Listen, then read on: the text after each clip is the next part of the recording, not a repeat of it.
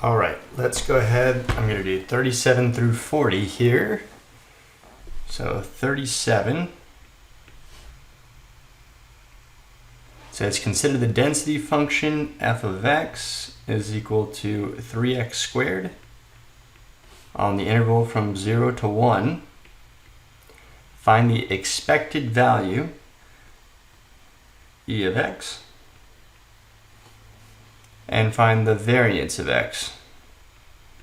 So first we're going to find the expected value because that's going to help us with part 2. Now all we need to know if you have a continuous function is that e of x is going to be the integral over your entire interval, right? And so if right now I'll just label a to b of x times your f of x dx. So we just need to know how to plug this in. We can do this by hand. We can do this using a calculator. I'll show you using the calculator since it'll be a little bit more efficient, maybe. So from 0 to 1, we have x, and our function was 3x squared. And I would suggest before you type this into your calculator, simplify as much as possible.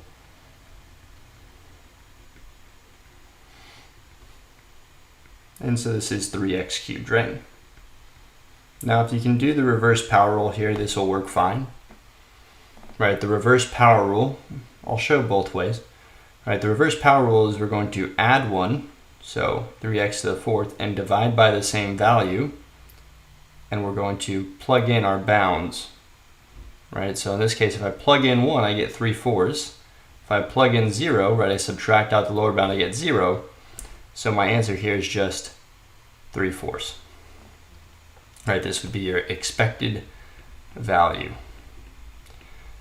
Calculator version, let's go ahead. You can scroll through this if you already know the calculator version. Let's go clear. We're going to go math down to function int. We'll click this. We have 0 to 1. And again, it's x times,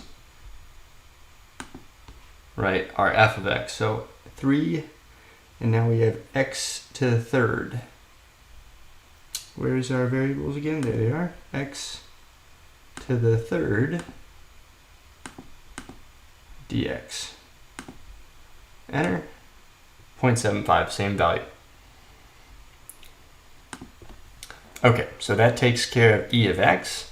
And what we need to know about the variance of x is equal to the expected value of x squared minus the expected value of x, which is what we just found. So this part is done, all squared. And so all we need to do is find the expected value of x squared. Well, the expected value of x squared is just going to be the integral, and instead of an x times f of x, it's just an x squared times f of x dx. And in our case, I'll just put a and b for right now. But for us, this is going to be 0, 1, x squared times 3x squared dx, which means 0, 1, 3x to the 4th dx. And again, at this point, I'll show you the calculator version. So we just need to type all this in, right? Instead of 3x to the 3rd, it's now just 3x to the 4th. I'm going to leave this here because we might use that in a second, right? To calculate the variance, we need both pieces. So we have fn int, still from 0 to 1. And we have now 3x to the 4th dx. And that gives us 0.6. Right, so remember this is, if we scroll up here on the side, we now have both pieces, right? So I'm going to take the piece that I just found, which was the expected value of x squared, and I'm going to go subtract out what we found before, the expected value of x, and then we're going to square it afterwards.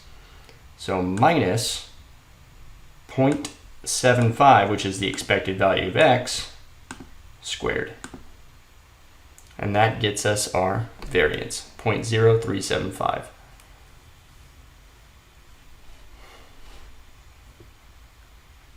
Oh, let's get this back. Equals 0.0375 for variance. All right, just so we know, this thing up here ended up being 0.6. Okay, so moving forward, 38. Says, find the median of the random variable with the probability density function given in question 37.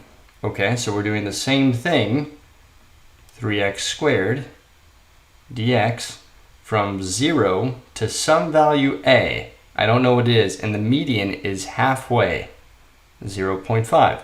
So we do have to do the reverse power rule by hand. We can't plug this one into a calculator. Luckily for us, if we add 1 and divide between a and 0, this is a very nice value, right? The 3's go away. We have x cubed between a and 0, and it's supposed to equal 0.5, which means a cubed is equal to 0.5. And so we're looking for the cubed root of 0.5, or in other words, 0.5 to the 1/3.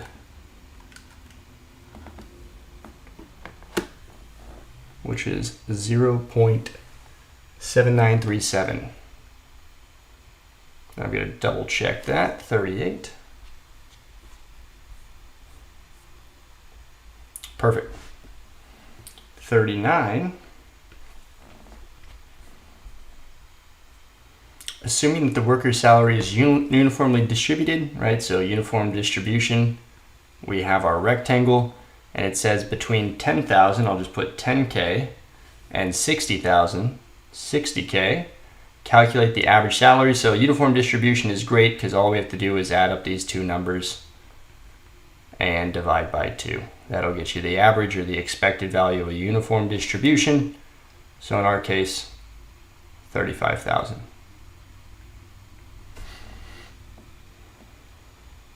And finally, your favorite avocado comedy hour has been a complete flop, with a viewer continuously declining at a rate of 35%. So continuously telling us it's exponential. Declining means it's negative 0.35 for 35%. We'll put t here for time. And it says, how long will the average viewer continue to watch? Right now, so I'll write this out here in a second. This is our f of t, or you could use x if you wanted to. And all we need to know here is that if you have an exponential distribution which has this form, lambda e to the negative lambda x or t, right? This is an exponential distribution. This is what we have. And this is actually a really nice problem if we know this, because our expected value, in this case of t, right, is just going to be 1 over lambda. And so for us, it's just going to be 1 divided by 0.35, right, which makes this very nice. And I believe it wants us to round to the nearest year, right? You would get 2.857, but nearest year is approximately 3. And that is it. So that takes us through 37 through 40. I will post, I believe I skipped over 21, let's see, 21 through 25. That will be sent over to you shortly. Thanks.